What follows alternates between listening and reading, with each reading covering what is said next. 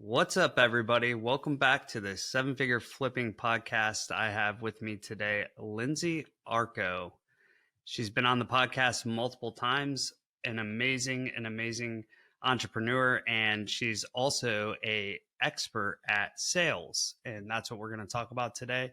My name is Bill Allen, and I'm the leader of a group of elite house flippers and wholesalers called Seven Figure Flipping. We don't brag or show off our success, but instead let integrity and stewardship be our guide. We are dedicated to helping people unlock the freedom they desperately need. If you ask other real estate investors, they will say to keep your secrets quiet. But we believe in abundance, not scarcity, and that's why we are the elite. We are Seven Figure Flipping, and this podcast is our playbook. Lindsay, for those who don't know you or maybe haven't heard you on the podcast before, could you give a 30-second overview on who you are, what you've done, and what you're doing? Yeah, so my name's Lindsay Arko. I actually started my journey into real estate about 7 years ago, first in fix and flips, and now I am the director of sales for Blackjack Real Estate. I run our sales team. I still run appointments, and I manage everything from acquisitions through dispositions. Yeah, and crush it. Absolutely crush it. I obviously have a front row seat to that. So it's been really amazing just to see what you've been able to do in building a team and increasing conversions and really just expanding the ability to monetize the leads that all of us pay for, right? We do lead generation, we spend money on marketing, and we've got to convert that into revenue in our businesses, whether you're flipping or you're wholesaling. So one component of it is marketing. A very important component of it is sales. So today, what we really want to dive into, and I think would be really helpful for a lot of other companies, sales is such a pain point for people, and figuring out how to get somebody on your team or how to bring somebody on your team through hiring salespeople. And then maybe even more importantly, the ability to manage, like how do people even do that? So for you, I know you have a really detailed and well thought out system that you've been implementing. Mm-hmm. I would like you to help those who listen to this podcast understand, how do I go out and find somebody to help me with sales? What is the process for that? How do you do it? And maybe just give them an overview on that. Sure. So I think that this has to be well thought out, and you have to have a very detailed plan, because running sales yourself isn't really that difficult. You know the process, you know you need to follow it. But when you start looking to add members to your team, you're working with different personalities, varying levels of experience. And so having a dialed in strategic plan for first recruiting, so getting candidates in the door, qualifying the candidates, and actually getting them through the interview process to selection is probably the most strategic and important part. We start, for us, what we start with is an ad, typically on a platform like Indeed or Wise, an ad that attracts candidates. We talk a lot about our culture in our ad because we're looking to attract people who have the same values that we do. And so having a core values match is very important. Whether or not they have an extensive sales background isn't really that important. We're looking for very specific profiles. We've identified 3 profiles that historically have performed very well in sales in Blackjack. And so the first thing we do once we get a candidate is we have them go directly to our Culture Index surveys site and actually take the survey. That saves a lot of time in ensuring that we have the right candidate to even qualify and move forward with before we spend a lot of time talking to people. That can be exhausting, especially if you're busy running the day-to-day of your business. You don't want to talk to people who are not even real candidates for what you're looking for. Yeah. So for those who don't know, this has been talked about on the show in the past, but Lindsay mentioned Culture Index. It's a paid service that helps you get the right personality profile. You can think about it like the DISC profile. Tony Robbins has the DISC profile, DISC, and it talks about who somebody is at their core to make sure you're getting the right type of person for that job role. And the real benefit of it is you don't want to hire somebody who likes, you don't want to hire somebody for sales who might like being in spreadsheets all day doing routine mundane tasks. They would, wear themselves out in sales. So it sounds like, Lindsay, you open up a top end of a funnel, if you will, Mm-hmm. to bring in candidates to you.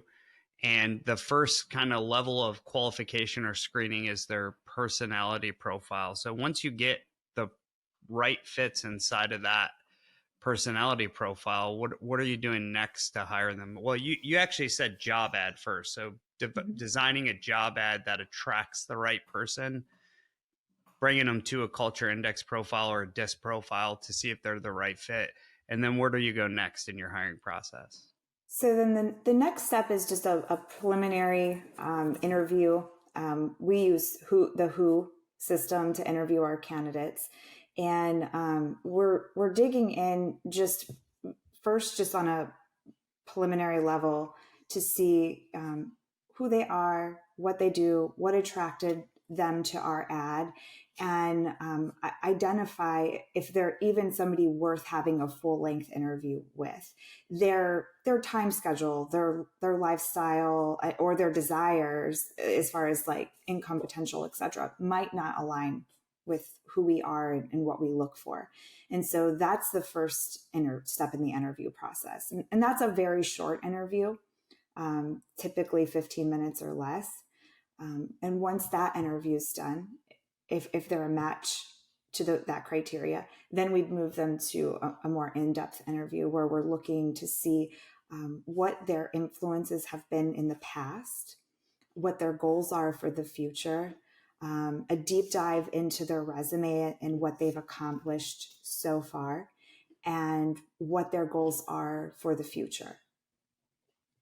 So you mentioned that we use the Who method. And for those that don't know, there was a book on hiring called The Who, or it's called Who, WHO. I believe the author is George Schwartz or something to that effect. But really what it is a process where you're taking folks through a couple different interviews. One is an initial interview, and you have a specific set of questions. We won't go into those because they're outlined in that book if you want to read them.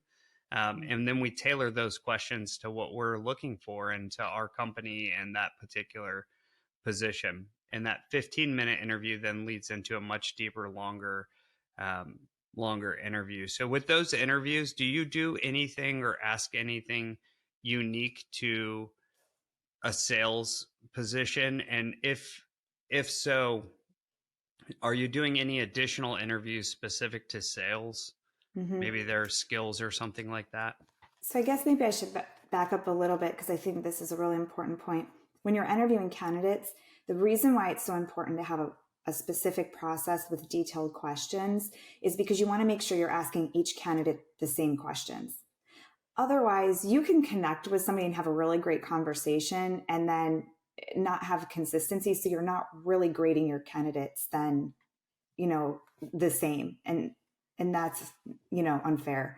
So the questions that we ask in that second interview really dig into who that person is and what drives them. What has influenced them in their life so far? Who's been the most influential person and why? What managers or bosses have they had in the past that they didn't like and why, and that they did like and why, just to see if from a culture perspective, we're going to be a fit. And then I do dig into the resume, specifically if there's sales information in there, to see what they've done in the past, what they've sold, how well they did. So for an example, if they were on a sales team of 50 salespeople, where did they rank? And what prevented them from ranking in the top 3 if they didn't? And if they did, what was it that they did that got them to that top tier status. Yeah, that's great. If they came from a sales background, you're able to very clearly ask specific questions about their key performance indicators, Mm-hmm. how they performed, what were the metrics that they were told they had to hit, and then how did they perform against those metrics? Because we have in the real estate industry, if we're doing marketing, we have similar key performance indicators regardless of the widget that you're selling, and in our case it's buying real estate. So I think that's really impactful. What are some red flags you see on resumes as you go through the hiring process? And then what about the references? Do you do anything with that? Yeah, so red flags for me would be somebody who's consistently moved around through several jobs and didn't stick with anything for very long. That would indicate to me that they likely wouldn't stick with us either. I ask questions. It's interesting when we're looking for sales, we think of the interview process as being very friendly and it's cordial, but at the same time, what we're hiring for isn't easy. It's a hard job. And to work with us, you have to be willing to use a script, talk a certain way at a certain speed, and we'll hold our team relentlessly accountable to those standards. And so if somebody was moving around a lot through different positions and didn't like being coached and doesn't like following a process, that would be somebody who wouldn't be a good fit for our team. So I'm looking to see is what were their habits? What did they do? What else have they done outside of their profession for professional development? Do they read books? What's the last book they read? Have they invested in professional training? How has that impacted them? It gives me insight into how much work they're going to be willing to put into their craft. Yeah, I think that's phenomenal. Those are little telling bits of information that lead you to ask really great questions, to dig deeper than the surface, which I think is phenomenal. There's two parts I'm really interested in. Mm-hmm. In sales in general, it's one of the highest earning potential industries you can be in, regardless of what you're selling. So for a real estate company, like a real estate wholesaling company, or even a flipping company who's doing direct to seller marketing, what's the income potential for typical sales reps? So if somebody's thinking about either getting themselves out of the sales seat, but they don't know how much they should pay somebody, or if somebody's thinking about joining a team in sales, what's the income potential and how do they typically get paid? So when you're hiring a sales rep, the very best performers, the people who are going to be amazing at what they do, really want to be straight commission. And I know that that's sometimes difficult to attract candidates like that. I hear that a lot throughout the real estate community, is that finding somebody who just wants to be straight commission is tough. And but what I have found is when somebody is going straight commission, they work very hard. They are, because they're results oriented, they have to be. If they don't follow a process and get the result, then they don't get paid. So it's a different level of performance. So that's one thing, the actual structure. Second, I can tell you a little bit about how we structure our pay. Our reps are paid 10% of gross profit. So we used to have a tiered system, and it became complicated. If they hit certain levels, they got different percentages. And what I found is that the reps really didn't consistently follow that. They were always asking me how much they were getting paid and when. And so we just simplified it to make it really easy so that they understood where they stood at all times. Keep it simple, stupid. Just, okay, I sell this, this is what I get. So I think making it easy for them to understand what they're going to make at all times is really important. And then showing them the potential. This is something that was actually a struggle for me when hiring, because I'm so self-directed. I know exactly the path or where I need to go and what I need to do to make money.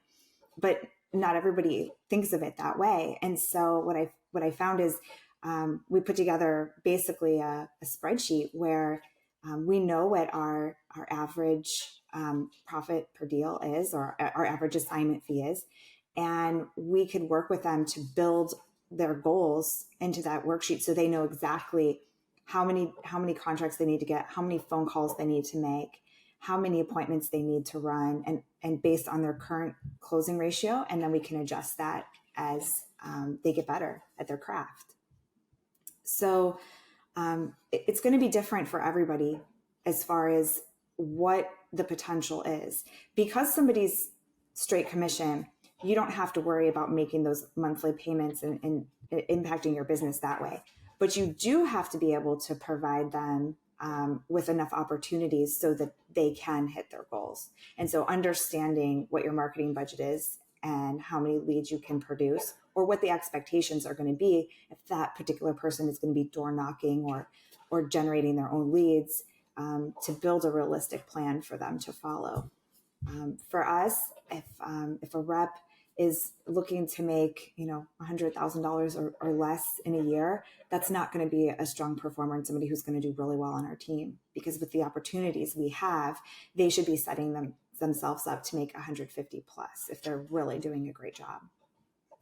Yeah, I think it's unlimited potential, and the sales, for everything from the job ad to how we do business, attracts that person who's attracted to the unlimited potential. And in order for them to get there, you have a path laid out for them, key performance indicators they should be hitting in order to hit their goals.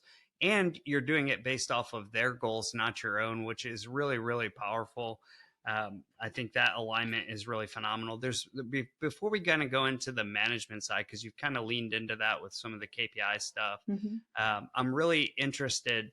There's this dichotomy in the space that is, some people will say, don't hire salespeople who have previous sales experience because they have different habits, different sales models they've used. And some people will say, no, you want to hire experience because the ability to train them is really, really challenging, especially if you're not an expert at sales. So where do you fall on that spectrum? What do you think about hiring people with experience versus not hiring versus no experience? We've done both. And there's benefits and challenges to both sides. So if somebody doesn't have experience, I wouldn't exclude them. If they match, if their core values match, if their profile match, and if their personal goals align with our companies. So I wouldn't exclude them. But you have to keep in mind, if you're going to do that, you are going to have to put in a different kind of work with that person. From a training standpoint, to me, it's easier to train somebody on our sales process who doesn't have any bad habits. What's harder is teaching them how to comp, how to structure offers, especially creatively. We're always trying to give 2 to 3 options to our sellers. And so teaching them that is where I'm going to spend a little bit more of my time. The script is going to come much easier to that person. If I have somebody who has a sales background, or specifically in real estate where they've been in our world, they have an easier time with those things. I don't have to spend quite as much time teaching those skills, but I know that I'm going to spend more of my time with them on scripting, because I'm going to have to change the way they speak and the techniques that they've used to get them to the point they are now. Yeah, it's not an absolute, right? No. You just know that it comes with different requirements for training, different requirements for continued training and onboarding. And, even some people who have skills still require a deep level of training and onboarding and inculcating into our culture. I think that's where a lot of business owners get lost, is they're hiring somebody out of pain. Or sales directors are hiring, I really need another salesperson, and they hire them and then they just let them out into the wild. And then they can't figure out why it's not working out. This person seems so good. They seem like they had skills or whatever it may be. And then, they churn through salespeople. But I think that's a good segue. So once you have a job ad out and you go through a really good process where you're finding somebody who's well aligned with your company, eh, then you onboard them, you bring them in, you give them the baseline training. I'd like to go a little bit into management, because management is a lot more involved than I think people think. You build a sales team or you hire a salesperson. What do I need to do to cultivate that person, to help them grow, to manage them, to ensure they're hitting their goals? Like, what is the process or system to do that? So the first thing would be that you've already decided to hire and you're making a commitment to this person that you're hiring. And so the next thing before anything else is you have to make the time commitment to training them and to working with them. We have so many other things going on in our business that we're putting out fires. We're sometimes running appointments ourselves. We're managing different things. And so we tend to leave the sales team to fend for themselves. And that's a recipe for disaster. So, so first commit to spending the time. One of the most simple things you can do is to just have a daily huddle. If you have one acquisitions person or an entire team, is to every day in the morning, start of the day, have a 10 to 15 minute huddle. And on that huddle, you're going to go over the previous day's KPI results, and we'll dig into that in a second. And we're going to look at anything that we have in our pipeline that is challenging, maybe somebody needs help with, quick help. If they need additional help or training, we'll schedule a separate session. And then also just marching orders for the day. Depending on what marketing or leads we have coming in, there may be a specific focus. And it's a great check-in. It's great for morale. We're always talking about, where our KPIs are, and then where we are. We have quarterly goals and monthly goals for our sales team, and where we are in accordance to those goals, so that everybody always knows exactly where they stand individually, and then where we stand as a company. So your team they're on this daily 10 to 15 minute huddle. They're going through the previous day's KPIs. They're talking about what's in their pipeline, that maybe they're working through some things with those sellers, and you do training too, right? Like, what does that look like? So if I come on your team and I'm doing the daily huddles, I've been onboarded, I have baseline training, but my skill set is always being refined. So what does that look like for an individual member on your team? So the huddle is just strictly a 15-minute session, and it's a touch base pump up for the day. And then we have training separate from that. So our acquisitions team has acquisitions training every Wednesday. At that call, we're actually going through, and it's a cycle. We're talking, we're always going back to first the 5 principles of sales, the 7-step sales process that we use, and working and drilling down into each one of those 7 steps. So we usually have 1 step a week that we review. We go over current results first to identify where they need the most help, and then we role play and deep dive into those scenarios. The best thing you could use are actual examples from calls that the team has had, or even team members are encouraged to bring a call or scenario that they struggled with and want help role playing through it. And so you don't just go through that one time, right? That's ongoing, and you go through that every week. It starts off when somebody's new, very simple. Usually it's just really script related. And then as they learn and they start to develop their craft and they get better, we go into more advanced training, objection handling, things that are really going to push their performance forward. So that's every week on Wednesday. It's about 45 minutes to an hour. And then each team member has a one-to-one each week. We use a quality scorecard. We're going to review 1 call during the session. And so before the call, they actually will review the call, listen to it, and grade themselves. And then I individually listen to the call and grade them. And then we'll listen to a call again together. We'll review the scorecard. It's sometimes we're on the same page about the grading of the call. Sometimes we're on a really different page, which really identifies for me where somebody is going to need the most help, right? If they think it went great and I don't think it went great, then we'll dig into that. And we end it with some role playing. And then on the 15th and the 30th of each month, there's a check-in. That check-in is a one-to-one as well with each rep, and it reviews where we are as far as performance to the KPI, and also our revenue standards. And are we on track? Are we off track? Why? What do you think you did well? What do you think you need help with? What don't you want me to ask you? And it seems like a lot of training, right? I'm having a lot of meetings, and to many people that seems overwhelming. But the amount of momentum, buy-in, accountability, and transparency that comes out of that is what really delivers superior results. Yeah, and I think everybody who's doing marketing and wants to convert marketing, I want to put $1 in and get $3, $4, $5, $6, $7, $10 back.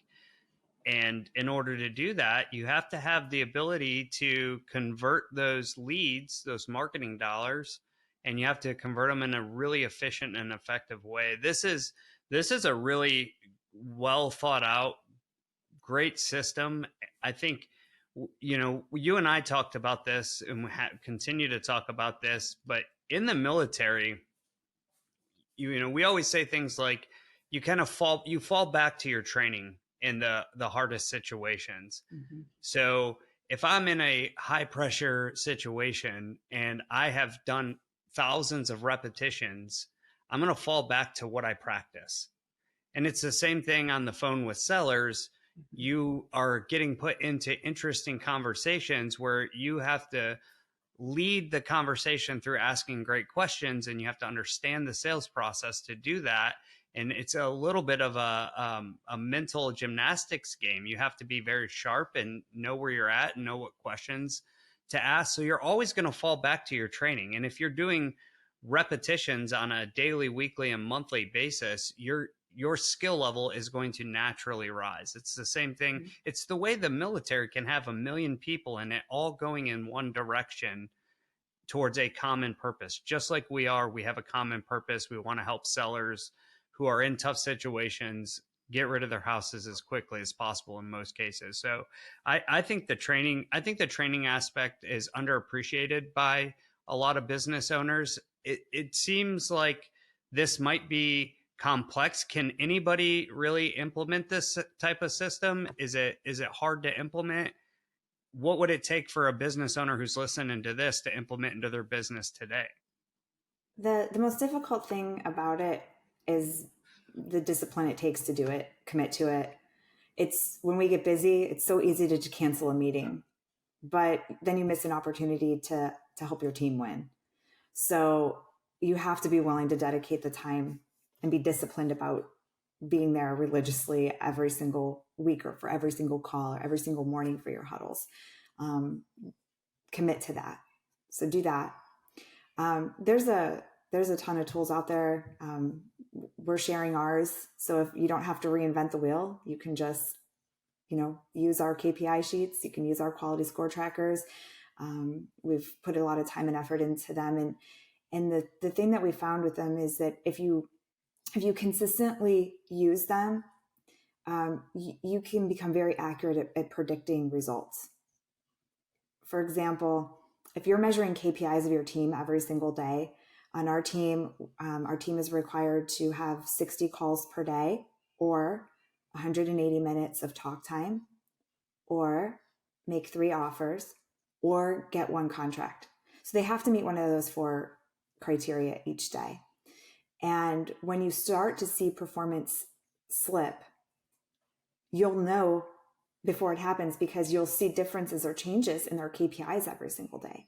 So if we're making a ton of phone calls, we're making 100 calls a day, but the average talk time is 20 minutes and they ran 4 appointments, then I know that they've spent 5 minutes per appointment. So did they really follow the sales process?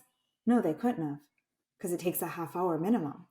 So just by tracking those key performance indicators without listening to a call, you can understand and predict what's actually going wrong, and then drill down into that one thing and customize whatever training you're going to work on based on those numbers.